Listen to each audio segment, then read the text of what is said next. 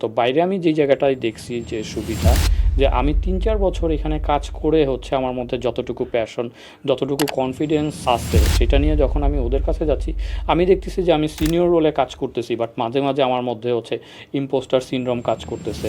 আমি বাংলাদেশ থেকে যাওয়ার কারণে ওদের কাছে যে আমি কোনো একটা কিছু রিপ্রেজেন্ট করব, বলবো, আমার মধ্যে একটা সংকোচ কাজ করে। আইস ব্রেকিং থাকে না, অলওয়েজ মনে হয় যে ও কি মনে করবে, আমি কি জিনিসটা ঠিক বলতেছি কি না। এই জিনিসগুলো কিন্তু আমাদের কালচার, এডুকেশন সিস্টেমের কারণে আমাদের মধ্যে তৈরি হয়ে যাচ্ছে। বাট ওইখানে যে আমি দেখতেছি যে ওইখানকার যে একজন ধরেন যে ফ্রেশ গ্র্যাজুয়েট আমাদের সাথে ওয়ার্কিং স্টুডেন্ট হিসেবে জয়েন করছে, ওকে হচ্ছে দেখা গেল যে বললাম যে এই টাস্কটা তুমি করো, সে 2-3 দিন দেখি যে কোনো খোঁজ খবর নাই।